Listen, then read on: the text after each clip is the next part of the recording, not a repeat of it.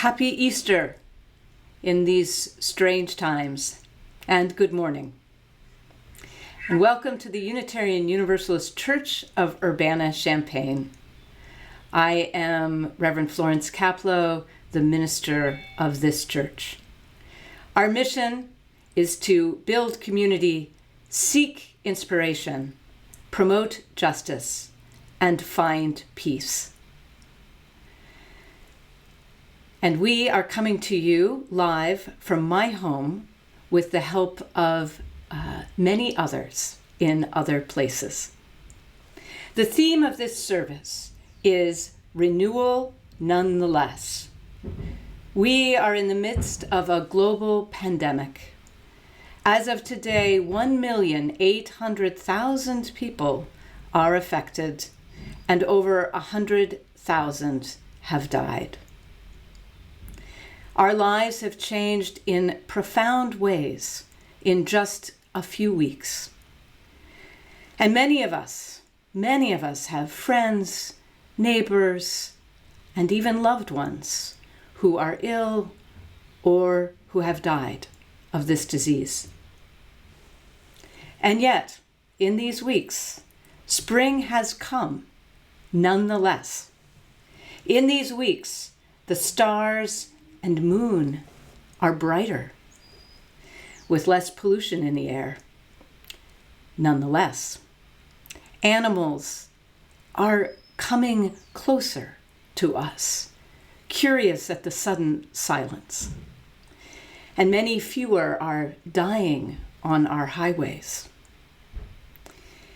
Carbon emissions in Europe have dropped by half in the first month since lockdowns began. The earth is taking a deep breath. And as human life slows in previously unimaginable ways, the earth sighs and stretches her arms out and puts on her coat of flowers. In these weeks, we as a congregation have found many ways to stay connected. We have cared for one another, checked on one another, run errands for each other. So much love and kindness in the midst of fear and loss. Renewal nonetheless. Come, let us worship together this morning. Let us celebrate renewal, even now. If you have a joy or sorrow to be shared aloud this morning, during our prelude, you will see an email address where you can send that joy or sorrow. If you want to follow along with our service, you can view our order of service on our live stream page. For our prelude, Dana Antonelli has created a virtual children's choir for us with the help of Adam Cruz and Chris Kurtz, and also the parents at home. You will hear the voices of Nora, Lauren, Tesla, Gloria, and Dana. Blackbird has spoken.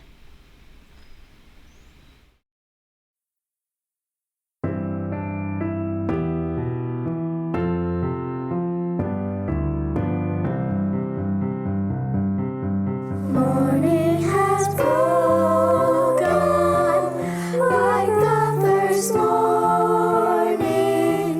Blackbird has spoken like the first bird.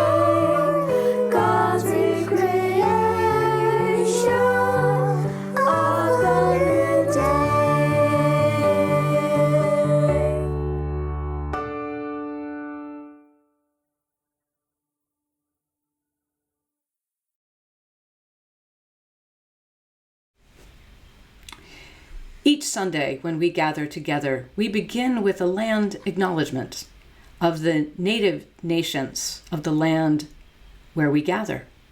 Now we are gathering from many places, so I invite you to bring to mind the native peoples of your place.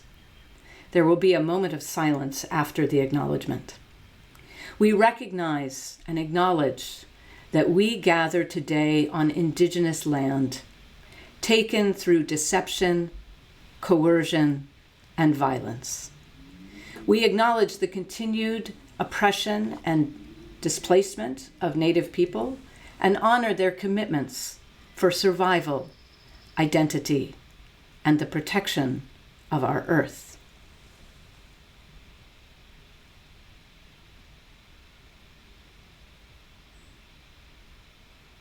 Thank you. And as Unitarian Universalists, we light a flaming chalice each Sunday to begin our time together. Please join me for the words of our chalice lighting, which are on your screen. If you have a candle or chalice that you would like to light as I light one here, please join me.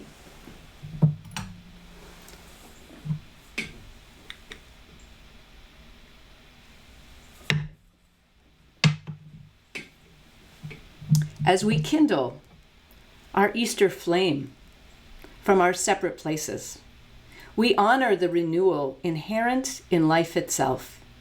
Just as spring wildflowers rise from the cold soil, so we too will reach towards the sun and bloom nonetheless.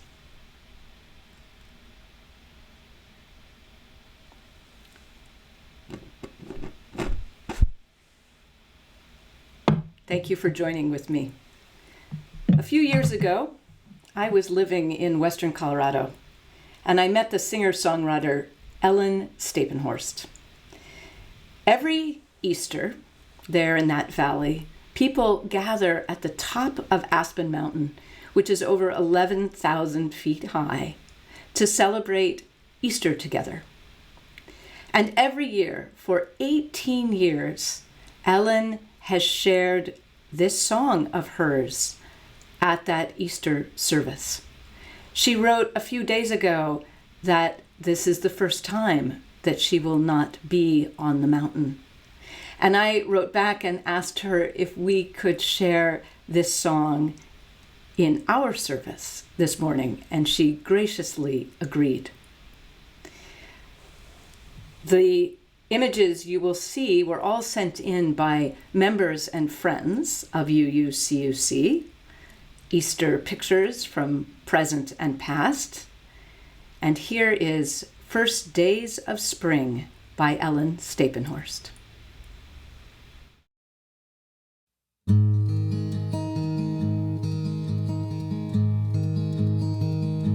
If there were just one word I could say to you, I would look in your eyes and say yes. Yes to all your heartache, yes to all your joy, and yes, we're all trying to do our best. If there were just one way I could touch you, I'd touch your heart the way that you touch mine, and it would open like a rose on a summer's morn, and our laughter would flow like summer wine. In the first days of spring, when the moon is full, there's a promise that life will carry on. And for all the times we failed, we're forgiven, and the long nights of winter are gone.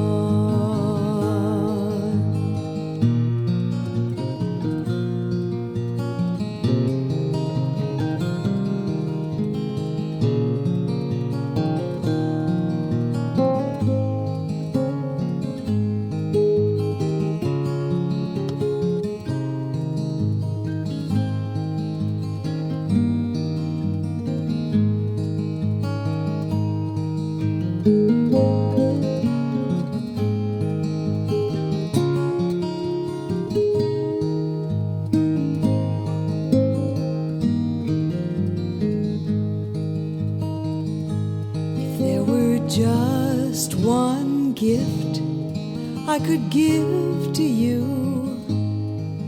I would stand as a mirror to your life,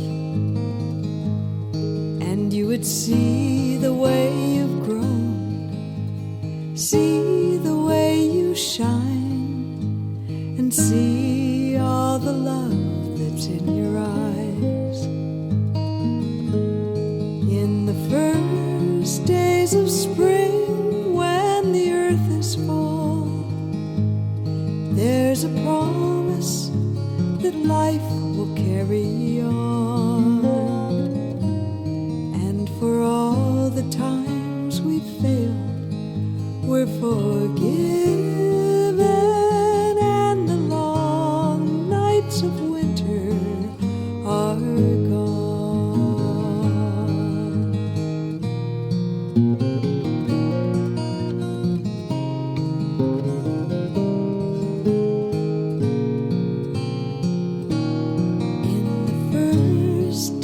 Of spring, when our hearts are full, there's a promise that life will carry on. And for all the times we've failed, we're forgiven,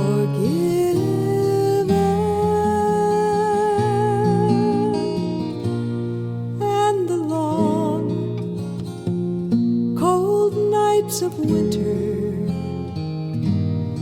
are gone.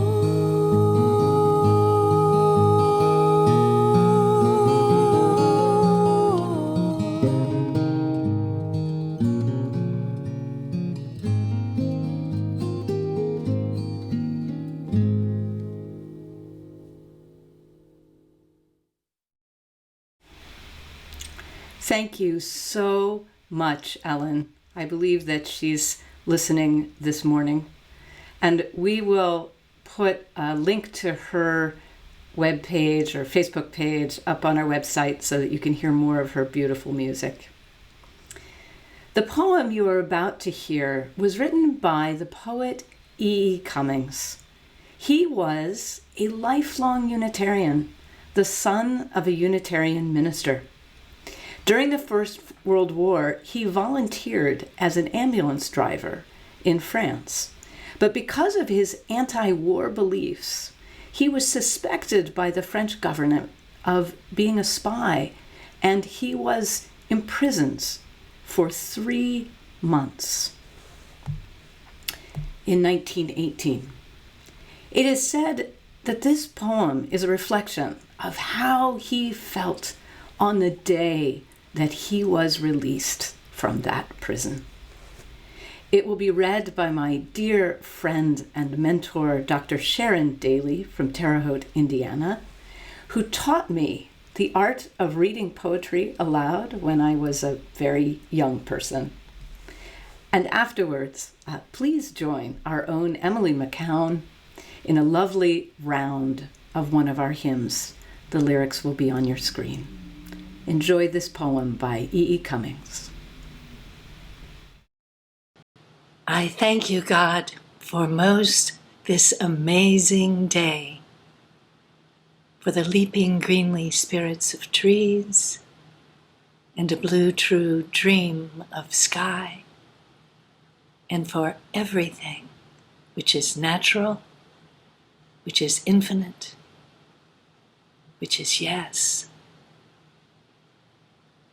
I who have died am alive again today. And this is the sun's birthday.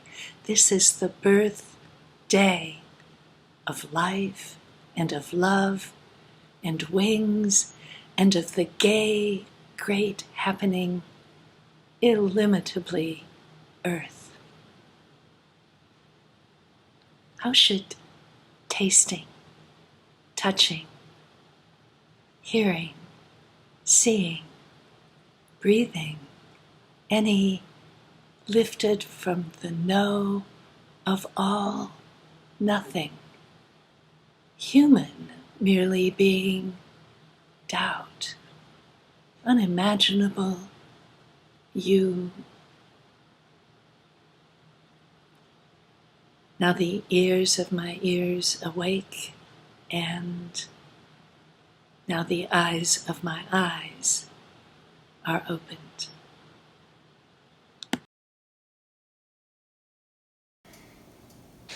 Morning has come, night is away.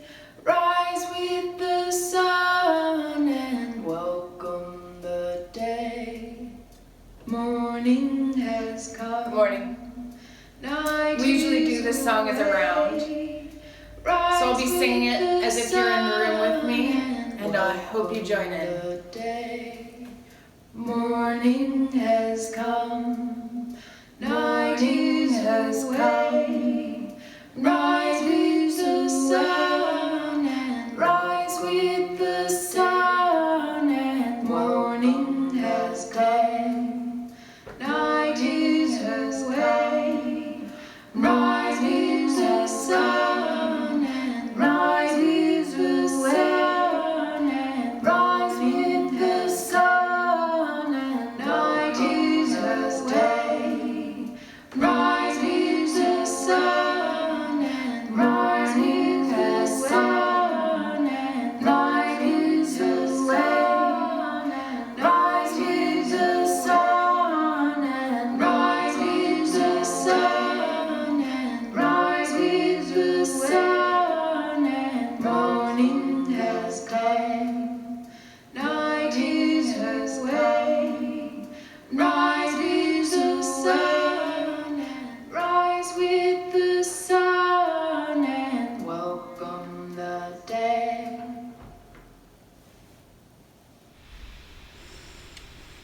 Thank you, Emily. Each Sunday, we bring our individual joys and sorrows to our time together.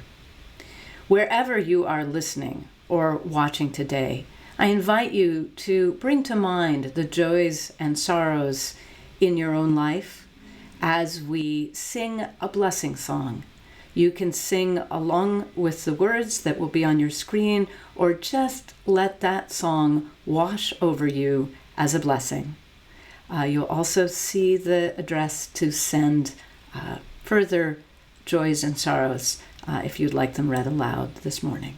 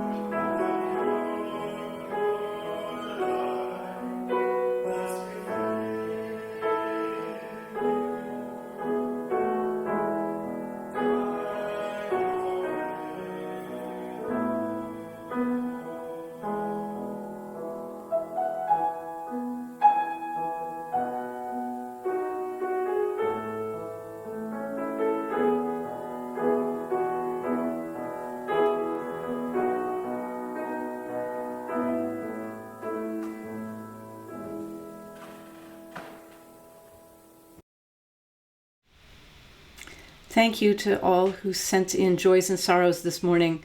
They are on my email, and if for some reason something is delayed and I don't read your joy or sorrow, we'll be sure to put it in the e-news, and apologies in advance. From Linda Owens, a sorrow. At the long line of cars waiting to get food from food banks, including in our town. Sorrow that getting enough to eat is a privilege rather than a right. From Randy Locke, a joy from the Locke family. Congratulations to the Shamrock Academy of Irish Dance. Yesterday, they held a 12-hour dance-a-thon on Facebook Live. The purpose of the benefit was to help raise money to buy gift cards from local Champaign County businesses to give to healthcare workers. What a fabulous idea. They raised $4,175, and their campaign was a great reminder that there are many angels among us. Some even dance. From Aaron Dittmer, joy for the cherry blossoms and magnolias and bluebells who are blooming despite everything. Joy and gratitude for the kindness of neighbors, family, and friends. From Christine Cahill, so many joys in this dark time. A joy to hear the children's choir this morning who sang one of my favorite songs. Thank you so much to all who made it possible. From Katrina Knight's Sorrow for a Friend. I would like to lift a longtime online friend of mine, Lisa, who lost her husband suddenly on Friday night to cardiac arrest. From Nicolette Toussaint, greetings from Carbondale. This was the place I lived in Western Colorado. Two Rivers UU was the church I served. Sorrow to have lost a pet and connection with so many friends since we've been shut in for a month. But happy to be joining Reverend Florence and Ellen Stapenhorst in Illinois from here in tiny Carbondale, Colorado. From Gail Cohen, Karen, joy that my daughter is recovering from corona and gets stronger every day. And we share your joy, Gail. And I know that there were a few others lurking on my stream here, so I'm going to see if I can find them. So I don't want to miss anybody if it's at all possible. Let's see here.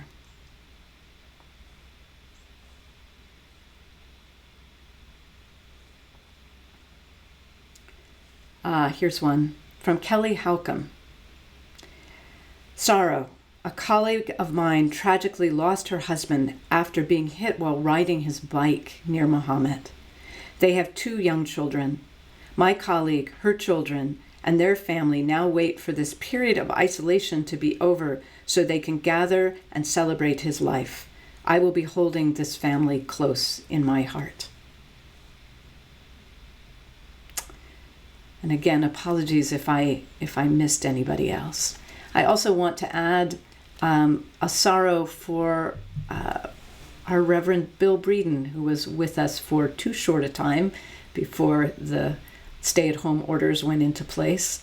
His oldest sister, Ginger, died this week. She was 85 years old.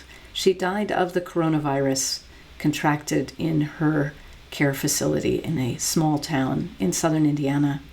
And our love and care go out to Bill at this time.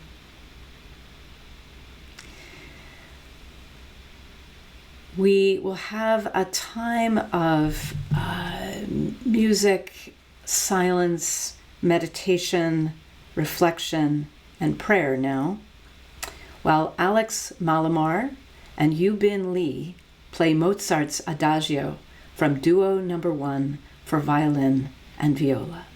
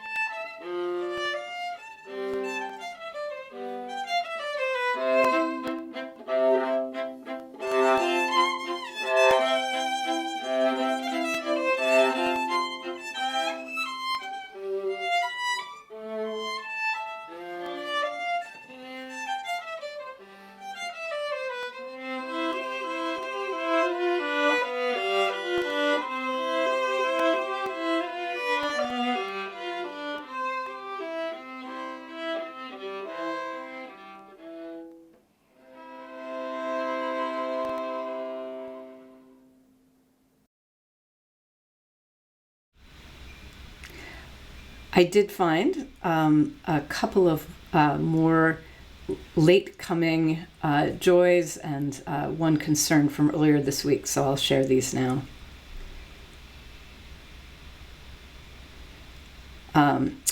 No, this is another concern.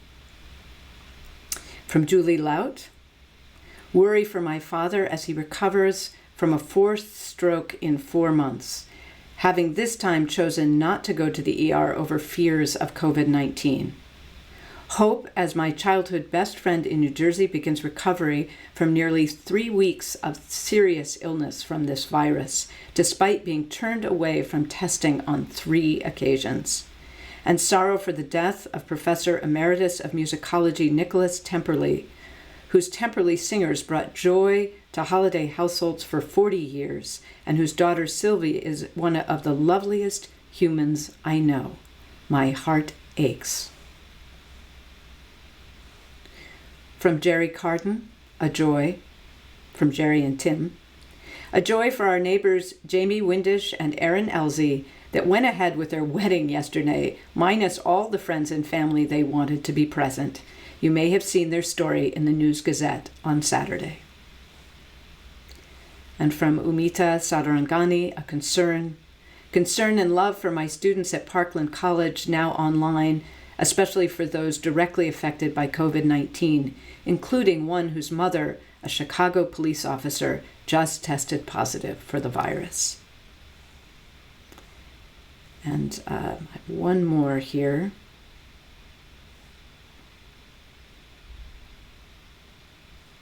From David Gross. A concern. Of the 5 younger members of our family tree who have jobs, 2 have been furloughed as a result of the economic impact of the virus. A third has hours reduced, and a fourth fears a furlough. 3 months ago, we thought all 5 to be secure.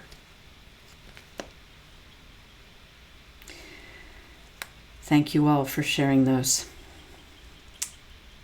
We, as Unitarian Universalists, acknowledge that we are part of the sacred web of life, the web of our connections with each other, with the larger community, and with the world.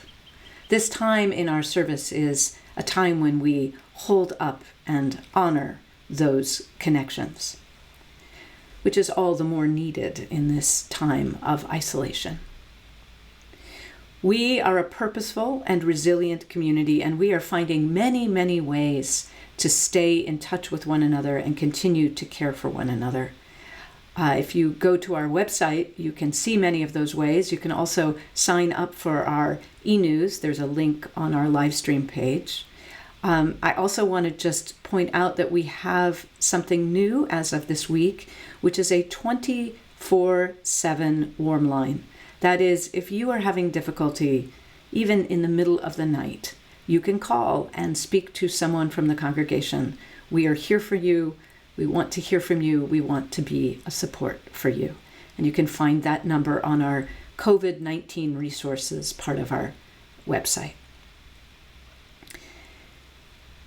Another opportunity, if you are feeling a connection to this congregation, even if you are far away, we would welcome you as a member.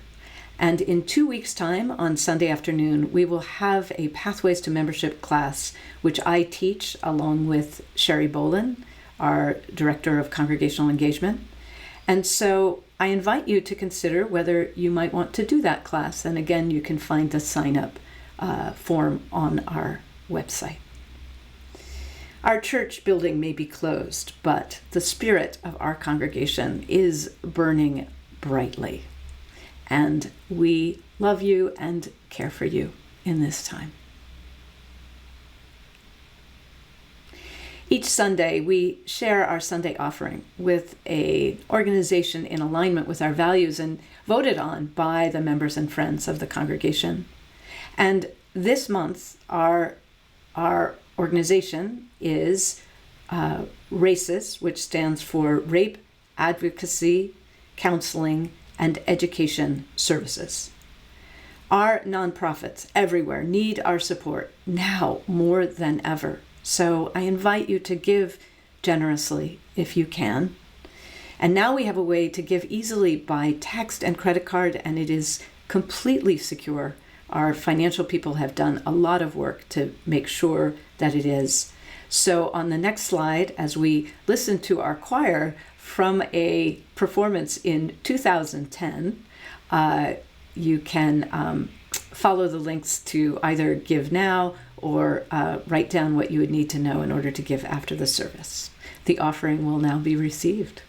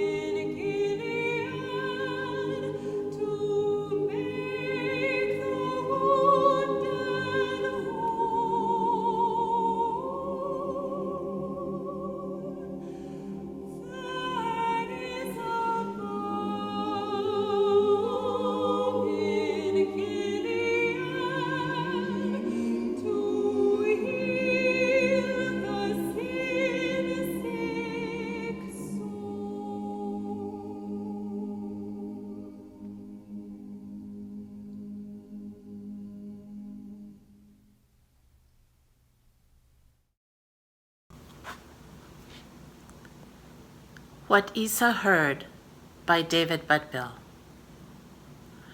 200 years ago, Isa heard the morning birds singing sutras to this suffering world. I heard them too this morning, which must mean, since we will always have a suffering world, we must also always have a song.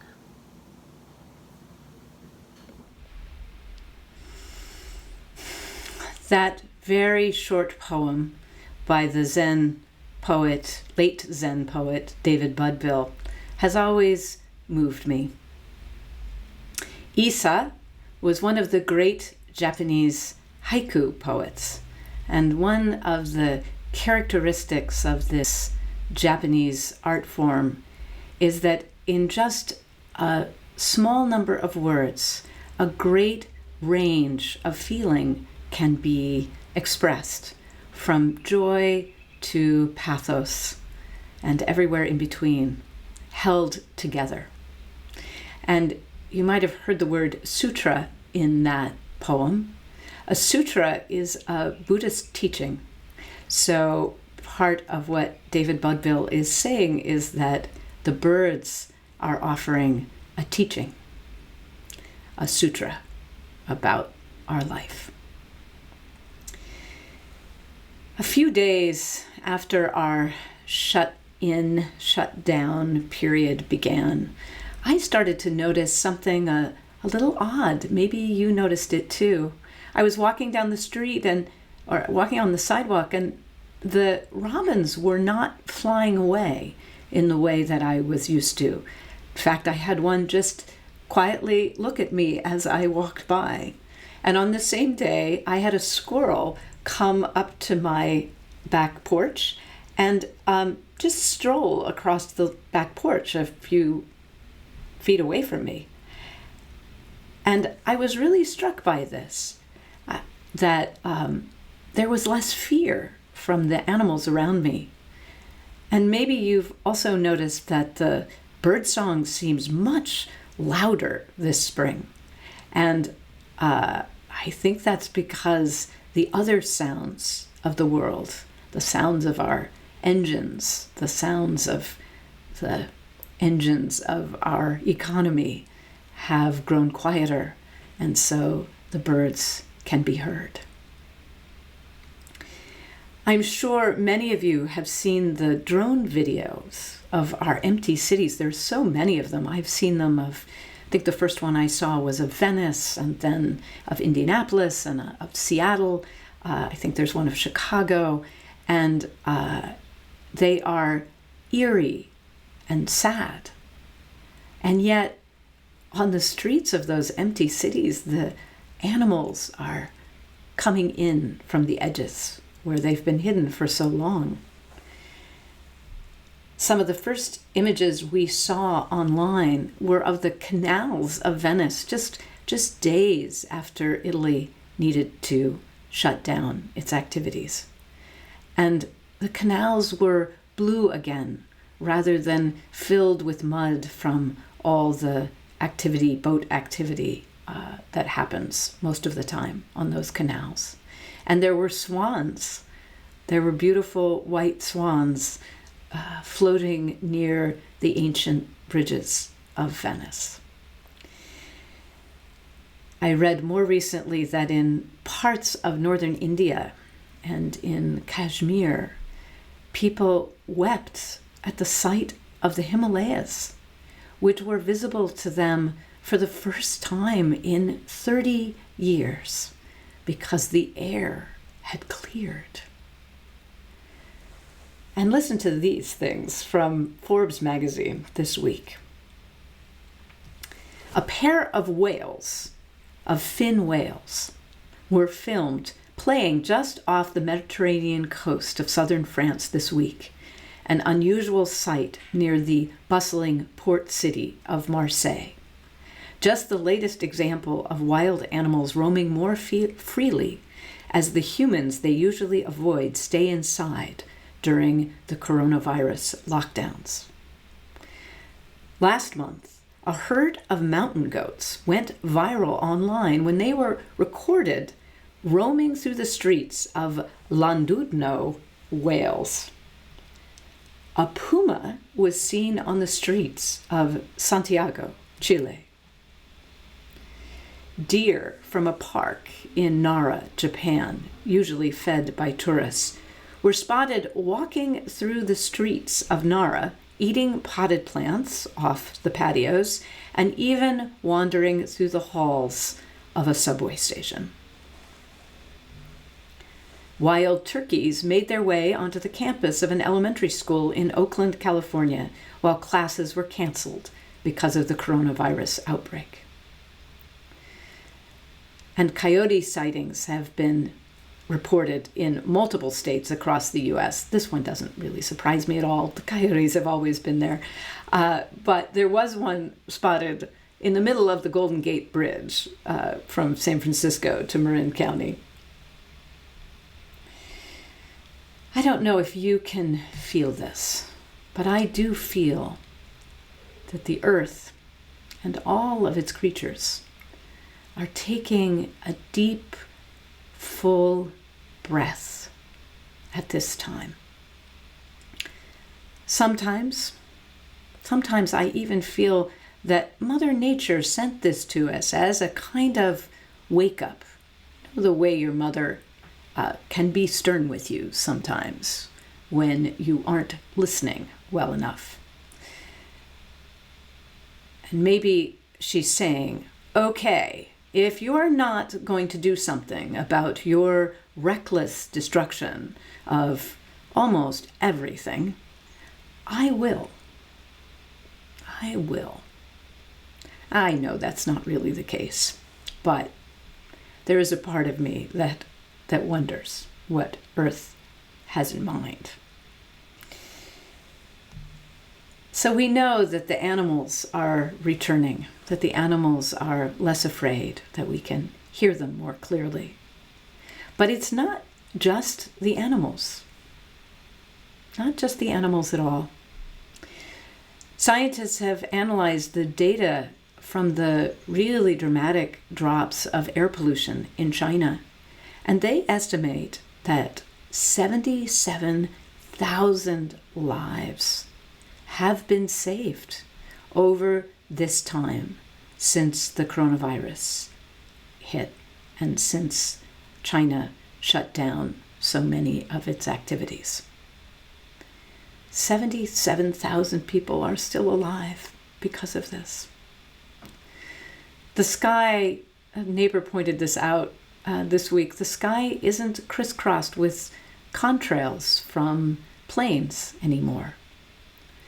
And probably this year we will see, unfortunately not because of any particular actions by our governments, but in response to the coronavirus, we will see a reduction in our carbon emissions and progress towards at least a little bit of slowing of climate change. China is likely to permanently ban the trade in wildlife, which is associated with these viruses that have spread in the last few years, but will of course also help the wildlife. And when I think about all the migrating songbirds, and I have taken great joy in the return of the warblers over the last few days. I've been seeing them in my backyard. I saw them at Crystal Lake Park. And I think about all the migrating birds that are not going to be hit by cars as they migrate north once again. Maybe hundreds of thousands or even millions of birds that will make it to their breeding grounds this year. My heart sings. Maybe yours does too. And I feel strange about saying all this because, as we know, there are so many people dying right now at the same time. So much human suffering happening right now.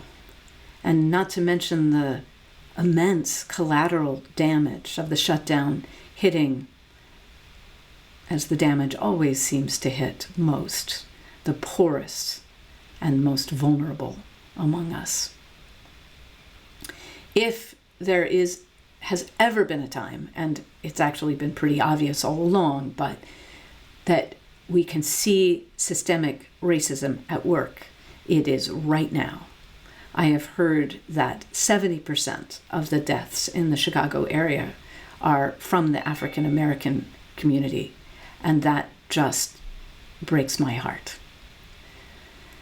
We, as a justice-seeking people, cannot turn away from this, must not turn away from this. But we can hold it all in our hearts, I think. Just as Isa did in that poem. And Isa lived at a time also of great losses, and the losses in his own life were almost unimaginable. His own wife, his youngest daughter, many, many losses. Isa knew about suffering to the marrow of his bones. So I think we too can hold both, can hold it all in our hearts. The grief over all of the losses, personal and global. The determination to work for justice, like lobbying for those on our streets and in our prisons to be properly protected, just as we are able to be protected. And at the same time, to recognize and honor and celebrate that the earth and its creatures are getting a little reprieve right now from our noise, from our consumption, from our travel, our late stage capitalist madness, and truly, I believe it is a madness, and our violence. So let's hold it all. We can do this. Just as in our joys and sorrows time, right side by side, we hear of tremendous concern and grief and great joy. This is the nature of our life, to have all of this. And even as we are inside and even as we are afraid, the spring flowers are blooming, and I know it's helping us all. It helps us all at this time to see those flowers, to see the magnolias in their magnificence, and they seem more magnificent this year than ever. And I think it might be because of the silence that surrounds them, of the grief that we are carrying in our hearts. Next week, I will be talking about how the earth supports us, holds us in good times and in bad, in honor of the 50th anniversary of Earth Day. Hard to believe it's been 50 years. But today, let's celebrate on this Easter morning our empty, silent streets, the birdsong echoing in our towns and cities, the clearing of our skies and our waters. This renewal, nonetheless, just as Easter is an holiday, a day that celebrates renewal in the Christian tradition. And let's imagine that it is possible that there could be a miracle today and going forward. That we can learn from this, that all of us can learn from this, that our leaders can learn from this and live lives that are quieter, slower, and kinder to our world on the other side of this pandemic. Now, please join me in singing a hymn that's often sung on Easter morning in our congregation. Hymn number 61, Lo, the Earth Awakes Again.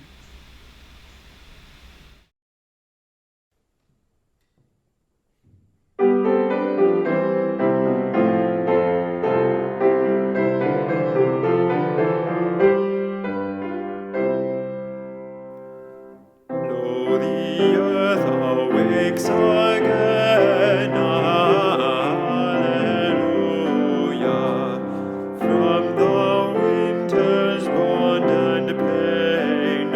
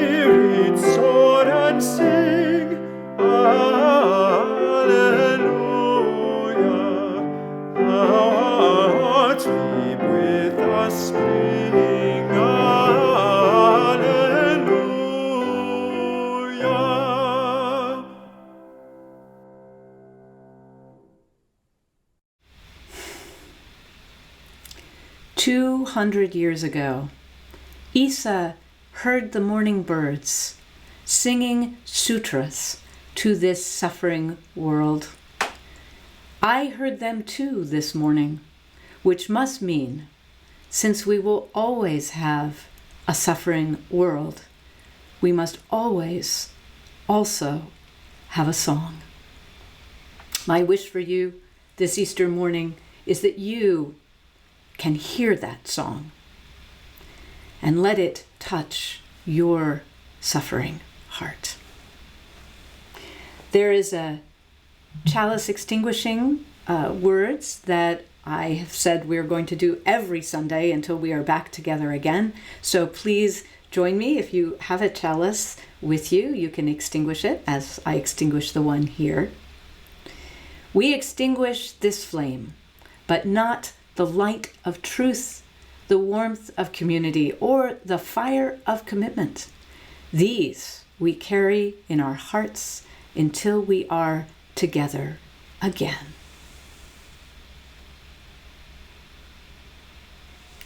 Many blessings.